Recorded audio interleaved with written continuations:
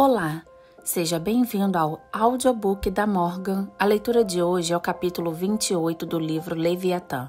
Mas antes de começarmos essa leitura, eu vou pedir para que você se inscreva no meu canal e ative o sininho das notificações.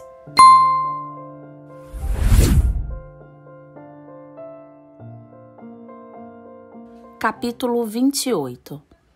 Das penas e das recompensas. Uma pena é um dano infligido pela autoridade pública a quem fez ou omitiu o que pela mesma autoridade é considerado transgressão da lei, a fim de que assim a vontade dos homens fique mais disposta à obediência. Antes de inferir, seja o que for desta definição, há uma pergunta da maior importância a que é muito importante responder, a saber, qual é, em cada caso, a porta por onde entra o direito ou autoridade de punir? Porque, pelo que anteriormente ficou dito, ninguém é considerado obrigado pelo pacto a abster-se de resistir à violência, não podendo, portanto, pretender-se que alguém deu a outrem qualquer direito de pôr a mão em sua pessoa. Ao fundar um Estado, cada um renuncia ao direito de defender os outros, mas não de defender-se a si mesmo. Além disso, cada um obriga a ajudar o soberano na punição de outrem, mas não na sua própria. Mas prometer ajudar o soberano a causar dano a outrem só poderia equivaler a dar-lhe o direito de punir se aquele que assim promete tivesse ele próprio um tal direito. Fica assim manifesto que o direito de punir, que pertence ao Estado, isto é, aquele ou aqueles que o representam, não tem seu fundamento em qualquer concessão ou dádiva dos súditos. Mas também já mostrei que, antes da instituição do Estado, cada um tinha direito a todas as coisas e a fazer o que considerasse necessário à sua própria preservação, podendo, com esse fim, subjugar, ferir ou matar a qualquer um. E é este o fundamento daquele direito de punir que é exercido em todos os estados, porque não foram os súditos que deram ao soberano esse direito, simplesmente, ao renunciarem ao seu, reforçaram o uso que ele pode fazer do seu próprio, da maneira que achar melhor para a preservação de todos eles. De modo que ele não foi dado, foi-lhe deixado, e apenas a ele, e tão completo com exceção dos limites estabelecidos pela lei natural, como na condição de simples natureza ou de guerra de cada um contra seu próprio. Da definição da pena infiro, em primeiro lugar, que nem as vinganças pessoais, nem as injúrias de particulares podem propriamente ser classificadas como penas, pois não derivam da autoridade pública. Em segundo lugar, que não constitui pena o ser-se esquecido ou desfavorecido pela preferência pública, pois dessa maneira não se causa dano a ninguém, apenas se fica na situação em que estava antes. Em terceiro lugar, que os danos causados pela autoridade pública sem condenação pública anterior não devem ser classificados como penas, pois não derivam da autoridade pública. Em segundo lugar, que não constitui pena o ser-se esquecido ou desfavorecido pela preferência pública, pois dessa maneira não se causa dano a ninguém, apenas se fica na situação em que se estava antes. Em terceiro lugar, que os danos causados pela autoridade pública sem condenação pública anterior não devem ser classificados como pena, mas como atos hostis, porque o ato devido ao qual se aplica a alguém uma pena deve primeiro ser julgado pela autoridade pública como transgressão da lei. Em quarto lugar, os danos infligidos pelo poder usurpado ou por juízes não autorizados pelo soberano não são penas, mas atos de hostilidade, porque os atos do poder usurpado não têm como autor a pessoa condenada, portanto, não são atos de autoridade pública. Em quinto lugar, que todo dano infligido sem intenção ou possibilidade de predispor o delinquente ou outros homens através do exemplo. A obediência às leis não é pena, mas ato de hostilidade, porque sem tal finalidade, nenhum dano merece receber esse nome. Em sexto lugar, enquanto certas ações implicam por natureza diversas consequências danosas, como quando, ao atacar outrem, alguém acaba morto ou ferido, ou quando se é acometido de doença por causa da prática de um ato ilegal. Esses danos, embora em relação a Deus, que é o autor da natureza, possam ser considerados infligidos, sendo, portanto, penas divinas, não podem ser considerados penas em relação aos homens, porque não são infligidos pela autoridade dos homens. Em sétimo lugar, se o dano infligido for menor do que o benefício ou satisfação naturalmente resultante do crime cometido, tal dano não é abrangido pela definição e é mais preço ou redenção do que pena aplicada por um crime, porque é da natureza das penas ter por fim predispor os homens a obedecer às leis, fim esse que não será atingido se forem menores do que o benefício da transgressão e redundará no efeito contrário. Em oitavo lugar, se uma pena for determinada ou prescrita pela própria lei e se depois de cometido o crime for infligida uma pena mais pesada, o excesso não é pena, e sim ato de hostilidade, dado que a finalidade das penas não é uma vingança, mas o terror, e dado que se tira o terror de uma pena mais pesada com declaração de uma que é menos, a inesperada adição não faz parte da pena. Mas quando a lei não determina pena alguma, qualquer uma que seja infligida tem a natureza de uma pena, pois quem se arrisca a violar uma lei para a qual não está determinada uma pena, espera uma pena indeterminada, quer dizer, arbitrária. Em nono lugar, os danos infligidos por um ato praticado antes de haver uma lei que o proibisse não são penas, mas atos de hostilidade, porque antes da lei não há transgressão da lei, e a pena supõe um ato julgado como transgressão de uma lei. Portanto, os danos infligidos antes de feita a lei não são penas, mas atos de hostilidade. Em décimo lugar, os danos infligidos ao representante do Estado não são penas, mas atos de hostilidade, porque é da natureza das penas serem infligidas pela autoridade pública, que é apenas a autoridade do próprio representante. Por último, os danos infligidos a quem é um inimigo declarado não podem ser classificados como penas, dado que esse inimigo ou nunca esteve sujeito à lei e, portanto, não pode transgredi-la, ou esteve sujeito a ela e professa não mais o estar, negando, em consequência, que possa transgredi-la. Todos os danos que lhe possam ser causados devem ser tomados como atos de hostilidade.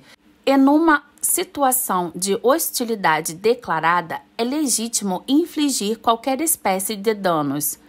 De onde se segue que, se por atos ou palavras sabida e deliberadamente um súbito negar a autoridade do representante do Estado, seja qual for a penalidade prevista para a traição, o representante pode legitimamente fazê-lo sofrer o que bem entender, porque ao negar a sujeição, ele negou as penas previstas pela lei, portanto deve sofrer com o inimigo do Estado, isto é, conforme a vontade do representante, porque as penas são estabelecidas pela lei para os súditos, não para os inimigos, como é o caso daqueles que, tendo se tornado súditos por seus próprios atos, deliberadamente se revoltam e negam o poder soberano.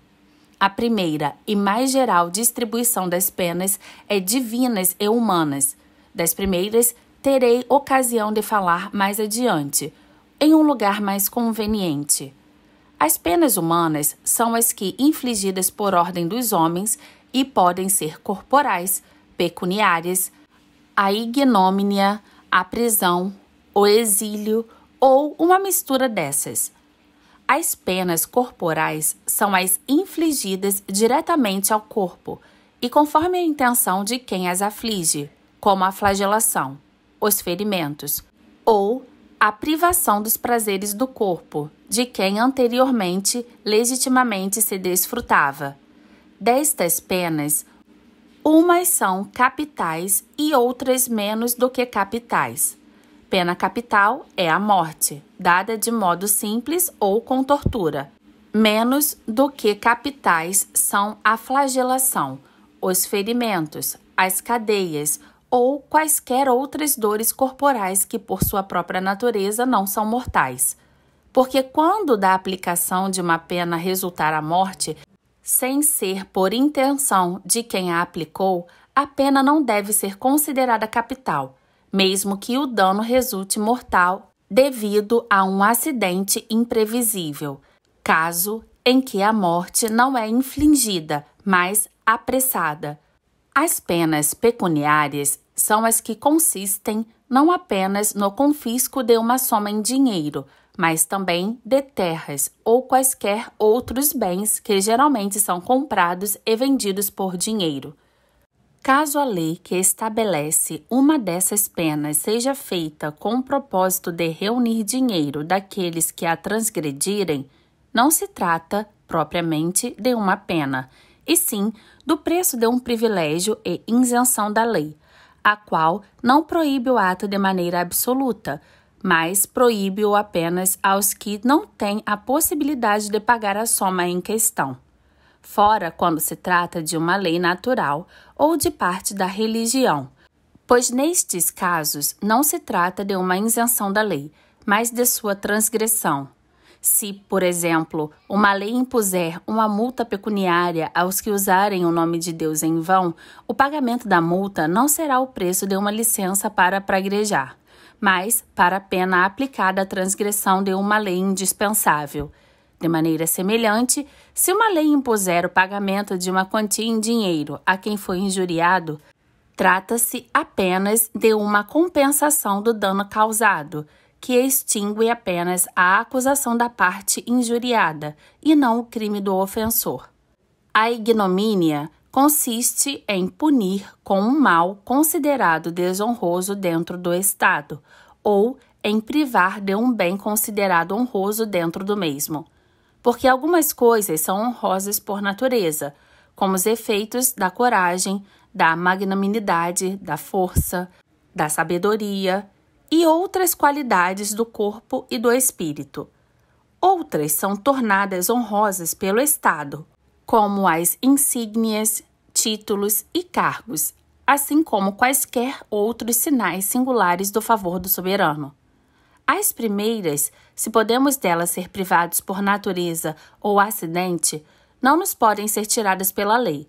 Portanto, sua perda não constitui uma pena, mas a última podem ser tiradas pela autoridade que as tornou honrosas. E neste caso, trata-se de penas propriamente ditas, como quando se degrada um condenado, privando-o de suas insígnias, títulos e cargos ou declarando-o indigno dos mesmos para o futuro. A prisão ocorre quando alguém é privado da liberdade pela autoridade pública e pode ser imposta tendo em vista dois fins diferentes, sendo um deles a segunda custódia do acusado e o outro a aplicação de uma penalidade ao condenado. No primeiro caso, não se trata de uma pena, pois a ninguém tal se pode aplicar antes de judicialmente ouvido e declarado culpado. Portanto, seja qual for o dano infligido a um homem por prisão ou confinamento, antes de sua causa ser ouvida para além do que for necessário para garantir sua custódia, é contrário à lei de natureza. Mas no outro caso, trata-se de uma pena, porque é um dano infligido pela autoridade pública, em virtude de algo que foi pela mesma autoridade considerado transgressão da lei. A palavra prisão abrange toda restrição de movimento causada por um obstáculo exterior, seja uma casa a que se dá o nome geral de prisão, seja uma ilha, caso em que se diz que as pessoas lá ficam confinadas, seja um lugar onde as pessoas são obrigadas a trabalhar, como antigamente se condenavam as pessoas às pedreiras e atualmente se condenam às galés, seja mediante correntes ou qualquer outro impedimento. O exílio, banimento, ocorre quando, por causa de um crime, alguém é condenado a sair dos domínios do Estado ou de uma das suas partes, para durante um tempo determinado ou para sempre ficar impedido de lá voltar. E por sua própria natureza, sem outras circunstâncias, não parece ser uma pena, mas uma fuga, ou então uma ordem pública para, através da fuga, evitar a aplicação da pena. Cícero dizia que jamais tal pena foi aplicada na cidade de Roma, e chamava-lhe um refúgio para quem está em perigo. Se alguém for banido e, apesar disso, for autorizado a desfrutar de seus bens e do rendimento de suas terras, a simples mudança de ares não constitui uma penalidade, nem contribui para o benefício do Estado, em função do qual todas as penas são ditadas. Quer dizer, para que a vontade dos homens seja conformada à observância da lei, e muitas vezes constitui um prejuízo para o Estado. Porque um homem banido é um inimigo legítimo do Estado que o baniu, pois não é mais um membro desse Estado. Mas se além disso for privado de suas tarefas ou bens, nesse caso, não é no exílio que a pena consiste, e esta deve ser incluída entre as penas pecuniárias. Todas as penas aplicadas a súditos inocentes, quer sejam grandes ou pequenas, são contrárias à lei de natureza, pois as penas só podem ser aplicadas por transgressão da lei, não podendo, portanto, os inocentes sofrer penalidades.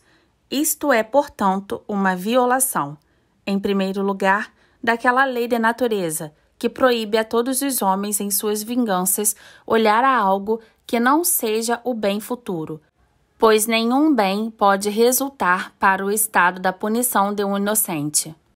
Em segundo lugar, daquela que proíbe a ingratidão, dado que todo poder soberano originalmente é dado pelo consentimento de cada um dos súditos, a fim de que por eles sejam protegidos, enquanto se mantiverem obedientes. A punição de um inocente equivale a pagar um bem com um mal. Em terceiro lugar, daquela lei que ordena a equidade, quer dizer, uma distribuição equitativa da justiça, o que deixa de se respeitar quando se castiga um inocente. Mas infligir qualquer dano a um inocente que não é súdito, se for para benefício do Estado e sem violação de qualquer pacto anterior, não constitui desrespeito à lei de natureza, porque todos os homens que não são súditos ou são inimigos ou deixam de sê-lo em virtude de algum pacto anterior. E contra os inimigos a quem o Estado julgue capaz de lhe causar dano é legítimo fazer guerra, em virtude do direito de natureza original, no qual a espada não julga, nem o vencedor faz distinção entre culpado e inocente, como acontecia nos tempos antigos, nem tem outro respeito ou clemência, senão o que contribui para o bem de seu povo. É também com este fundamento que, no caso dos súditos que deliberadamente negam a autoridade do Estado, a vingança se estende legitimamente, não apenas aos pais, mas também à terceira e quarta gerações, ainda não existentes, que consequentemente são inocentes do ato por causa do qual vão sofrer. Porque a natureza desta ofensa consiste na renúncia à sujeição, que é um regresso à condição de guerra, a que vulgarmente se chama rebelião. E os que assim ofendem não sofrem como súditos, mas como inimigos, porque a rebelião é apenas a guerra renovada. A recompensa pode ser por dádiva ou por contrato. Quando é por contrato, chama-se salário ou ordenado, que é o benefício devido por serviços prestados ou prometidos. Quando é por dádiva, é um benefício proveniente da graça de quem confere, a fim de estimular ou capacitar alguém para lhe prestar serviços. Portanto, quando o soberano de um Estado estipula um salário para qualquer cargo público, aquele que o recebe é obrigado, em justiça, a desempenhar seu cargo. No caso contrário, fica apenas obrigado pela honra a reconhecer e a esforçar-se por retribuir. Embora não haja para os homens solução legítima, quando se lhes ordena que abandonem seus negócios pessoais para desempenharem funções públicas sem recompensa ou salário, mesmo assim, não são a tal obrigados, nem pela lei de natureza, nem pela instituição do Estado, a não ser que o serviço em questão não possa ser realizado de outra maneira, porque se considera que o soberano pode fazer uso de todas as capacidades desses homens, desde que a estes se reconheça o mesmo direito que ao mais ínfimo soldado, o de reclamar como uma dívida o pagamento dos serviços prestados. Os benefícios outorgados pelo soberano a um súdito, por medo de seu poder, de sua capacidade para causar dano ao Estado, não são propriamente recompensas. Não são salários, porque, neste caso, não se supõe a existência de qualquer contrato, pois cada um já se encontra obrigado a não causar prejuízos ao Estado. Também não são graças, porque são extorquidos pelo medo, o qual nunca deve afetar o poder soberano. São mais sacrifícios feitos pelo soberano, considerado em sua pessoa natural e não na pessoa do Estado, com o fim de aplacar o descontentamento de quem considera mais poderoso do que ele próprio, para estimulá-lo, não à obediência, mas pelo contrário, à continuação e intensificação de futuras extorsões. Enquanto alguns salários são certos, provenientes do tesouro público, e outros são incertos ou ocasionais, provenientes da execução ao cargo para o qual o salário foi estipulado, em alguns casos, os últimos são nocivos para o Estado, como, por exemplo, no caso da judicatura. Com efeito, quando o benefício dos juízes e ministros dos tribunais de justiça resulta na multidão de causas que são levadas a seu conhecimento, daí se seguem necessariamente dois inconvenientes. Um deles é a multiplicação dos processos, porque quantos mais eles forem, maior será o benefício. O outro depende do primeiro, e é a competição acerca da jurisdição, pois cada tribunal procura atribuir-se o julgamento do maior número possível de processos. Mas nos cargos executivos, estes inconvenientes não se verificam, pois o lucro não pode ser aumentado por qualquer esforço que possa despender-se. E isto bastará quanto à natureza das penas e das recompensas, as quais são como os nervos e tendões que movemos membros e as juntas de um Estado. Expus até aqui a natureza do homem, cujo orgulho e outras paixões o obrigam a submeter-se ao governo, juntamente com o grande poder de seu governante, ao qual comparei com o Leviatã, tirando essa comparação dos dois últimos versículos do capítulo 41 de Jó, onde Deus, após ter estabelecido o grande poder do Leviatã, lhe chamou Rei dos Soberbos. Não há na terra, disse ele, que se lhe possa comparar. Ele é feito de maneira a nunca ter medo. Ele vê todas as coisas abaixo dele, e é o rei de todos os filhos da soberba.